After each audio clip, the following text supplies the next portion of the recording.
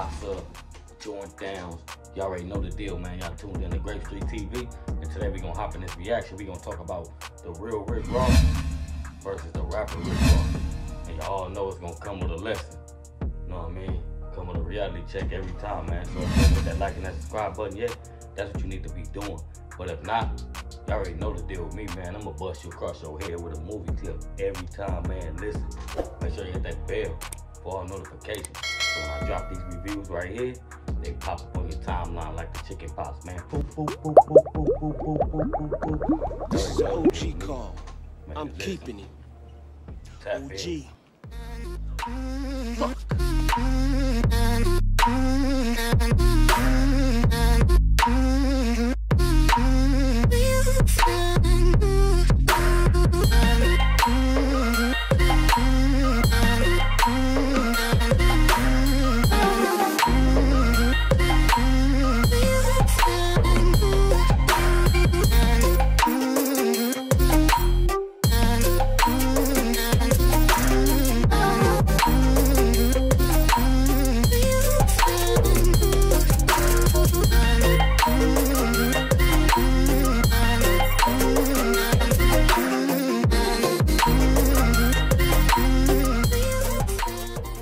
What's the deal? You already know the deal, man. We finna tap into this video right here, and we gonna break it down to the very last time. I know this gonna come with a reality check, so we gonna show how both sides, displayed the wrong energy for the youth, as well as the rap culture, like when it comes to this drug trade type stuff. So, you know, if you ain't hit that bell yet, that's what you need to be doing. Or I could just cut your water off and leave you flapping on the floor like a fish, man. Straight up. Tap in. Okay, now that we all here, let's get it, man. So, Freeway Ricky Ross, Rick Ross, the real Rick Ross, like, you know what I mean? He came up out of the LA streets, got into the drug trade, and took off like a rocket. And basically, he was young, and he gained a lot of increments off the streets. He went from that ounce, and he started buying 10 keys. And that's when shit got real. This the part when it's gonna break into part of the reality check. Like, so, you know, it was so much drugs flooded into LA, and it just came from out of nowhere. So it's like, we don't have those type of ties. We didn't have planes, we didn't have boats. So it had to get over here some type of way. So it goes to how these people set us up, and they set up a system for us to fail. And they know money is the root of all evil, straight up. So this cat, Freeway Ricky Ross, like, allegedly was working with people from the government, like they was his plug. Like, you know, he worked with people like Ronald Reagan, George Bush Sr., and Oliver North. Those are big names that was involved into the situation. So, you know, it was something big, and it was big to the streets when it first came out. So, you know, the streets got smacked in the face with the drug culture, like, as far as cocaine. Right after that, here comes crack rock cocaine. Like, they learned how to put the baking soda, cook it up, and they seen that it made them way more money than it made them in powder. So, you know, they started selling it, and it just grew into something big. And it went from mothers being on crack, fathers running out the homes, not being there, and some kids were smoking crack. And if you think about back in the days, like, a lot of older cats, some of the OGs used to smoke it. Like, they all done tried some crack. Majority of them, like, they came from way, way back, and they was doing that. It was like cool to get high. They was smoking sherm, smoking dope. Like, that was like, it was the thing to do. So the reality of the situation is, you know, Freeway Ricky Ross was caught in the cycle that, you know, poisoned a lot of people, because he said in his interview, basically, like, he felt like he was born to sell crack. And it was his duty to sell crack to everybody. Then you know what comes with the lifestyle. Like, you know, the fancy cars, the classy clothes, the vacations, and, you know, you got the youth coming up under you, and they watching, they taking notes. So they like, I want to grow up and do that. I want to have a big car. And it's feeling like they had people like walking around like it was weird to put a wallet in your pocket. Like, You know what I mean? So some people didn't feel like they had to have a wallet in their pocket, so everything was stuffed and smashed in their pocket. ID, money, whatever. Like, so that's how the culture really got fucked up from watching the older heads move and do what they do. And you know, it just went on to different generations. So what I'm basically saying, like, they forced a lot of the youth to watch their mother struggle to take care of them, or watch their mother do drugs and run out on them. And the ones that mothers that stuck around, that probably was on drugs or was living check to check, making ends meet to take care of them and their siblings. So the young man jumps off the porch, and every young man's dream is, I'm about to buy my mama a house. I'm gonna get my mama out the hood.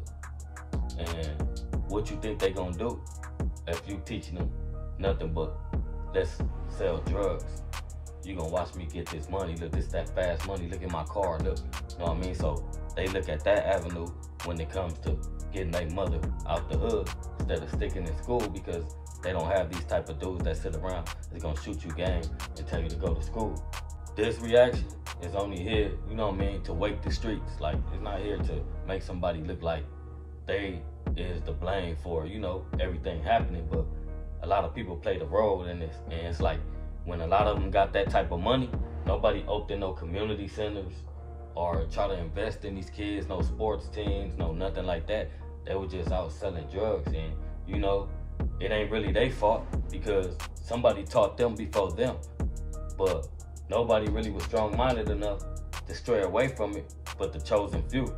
And not only that, like, they tricked us out our rights by, like, after they sent their kids to college and bought all these nice fancy cars, these big houses, and paid for this high-class lifestyle, they made these laws to where they seen that we was accumulating so much money and we was doing only what they created, because these are the avenues they created for us, like, such as they make these low-class communities, like they had projects, like how they have projects today. They was like basically army bases. Like, they set us here to go to war with each other. They put drugs in it and made us do the dirty work.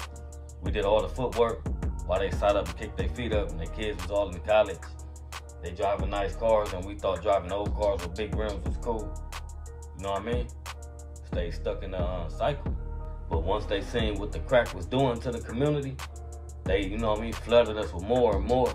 People start ODing, start overdosing, and, you know, they make the charges more harsh. It's people still in jail from back in the days off drug cases. They was real harsh on drug cases. People did a lot of time off drug cases more than a lot of people committed crimes that was, you know, a lot more steeper than it.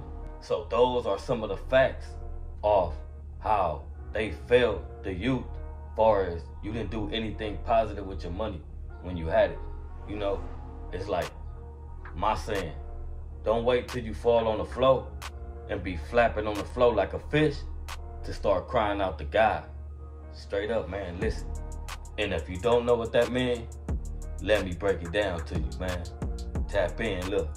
So, if you out having all this money, a lot of people, they don't even think about God. They just be out balling, like I'm shitting on these niggas and, you know, flossing, kicking niggas while they down. And as soon as they life start crumbling and falling apart and they hit rock bottom, then they flapping on the floor like a fish, they start crying out to God.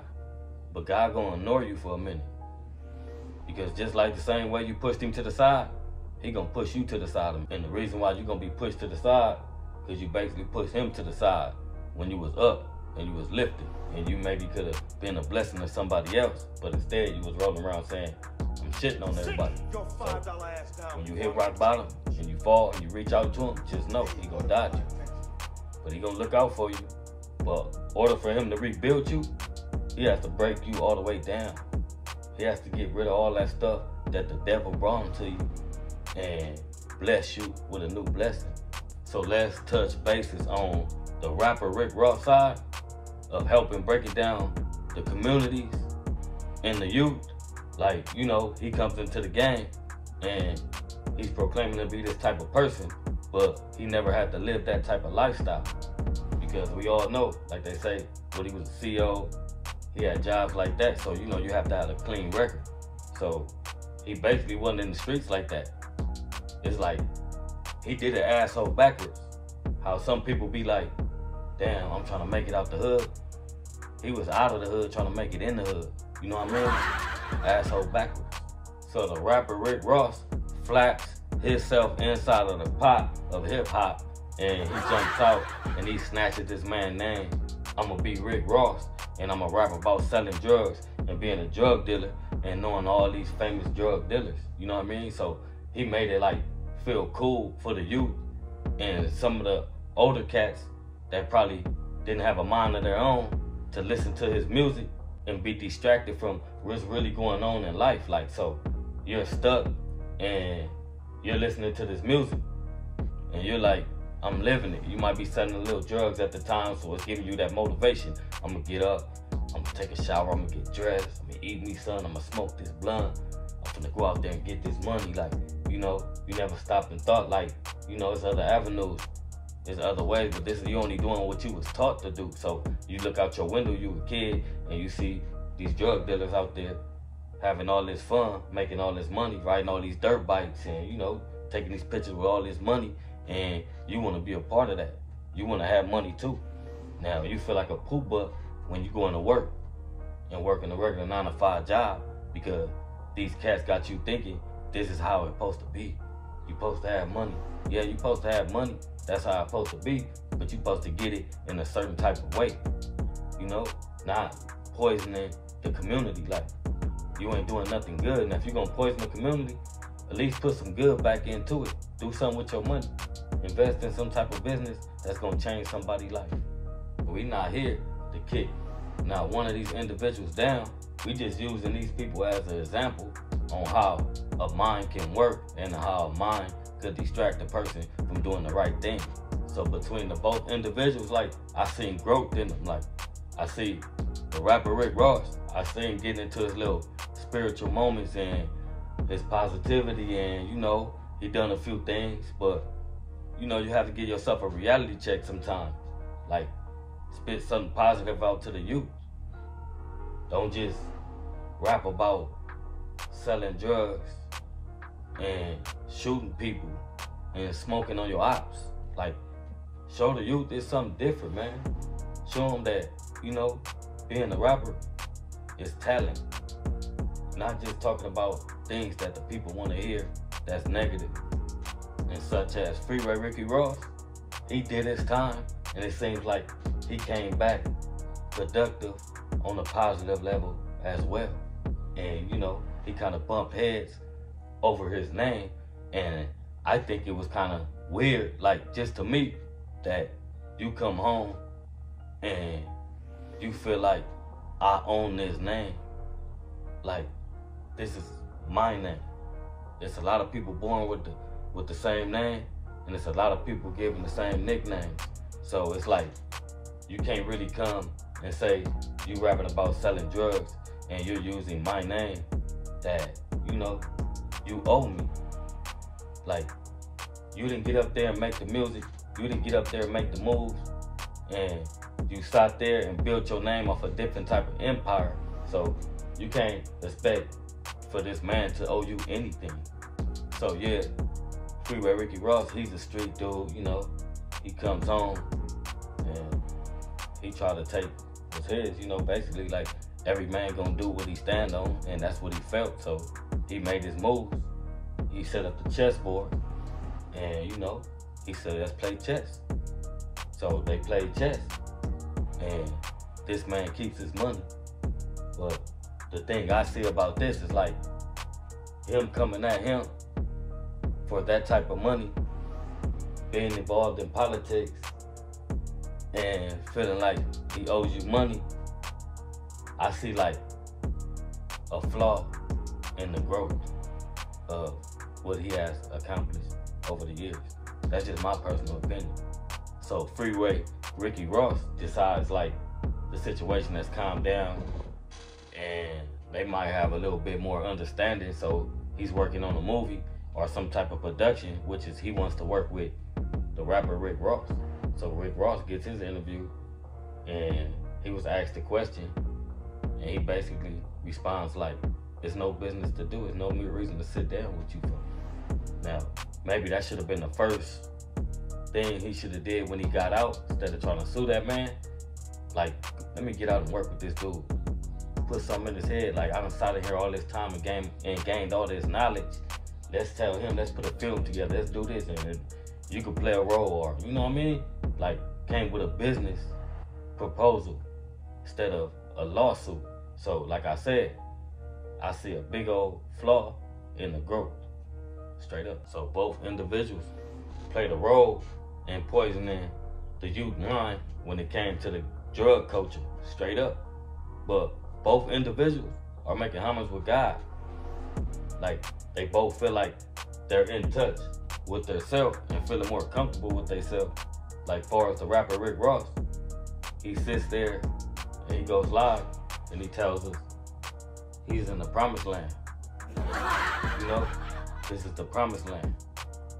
But he's that comfortable to tell you this is the promised land. You know what I mean? Straight up.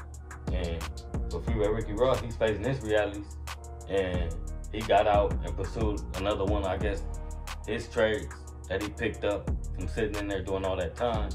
And he chose to get out. He says he's gonna be rich. In his interview, he says, I'm gonna be rich. And he's investing into the marijuana trade. Straight up. So the reality check to the situation is, don't let the rap life and the street life trick you out of your spot in life. Like, there's plenty of avenues to get money. There's plenty of ways to skin the cat, man. So if you out here and you coming up, and you know the true meaning of staying down till you come up, is making sure you stay on that right path. Work hard, whether it's going to school, taking up a trade, you know, some type of classes to get some type of license for something. However long it takes, that's called staying down till you come up, straight up. So you have to place yourself around the same type of individuals that's on the journey to success the right way. It ain't no shortcuts. It's only shortcuts, it's gonna slow you down. The money gonna come fast, but that fall, it's gonna be false. So give your a fair shot at success by taking that right road, man. People gonna look at you different. People gonna call you weird. You're gonna lose a few friends, well, so-called friends, and life gonna get better eventually. Nothing happens overnight. Hard work pays off. And if you out there raising your son, teaching that right path, all the shit you fell on your ass with, you gotta teach him not to do it. Teach him the right way. Don't teach him gang signs. Teach him prayer hands. Straight up. So this reaction is officially coming to an end. We gonna leave this situation with shout out to the rapper Ricky Ross. Shout out to the street Ricky Ross. Keep growing and keep elevating. So with that being said, make sure y'all hit that bell for all notifications. So when I drop these reactions right here, they pop up on your timeline like the chicken pop, man. Boop, boop, boop, boop, boop, boop, boop. This is an OG call. I'm keeping man, it. listen. OG. Tap in. Fuck.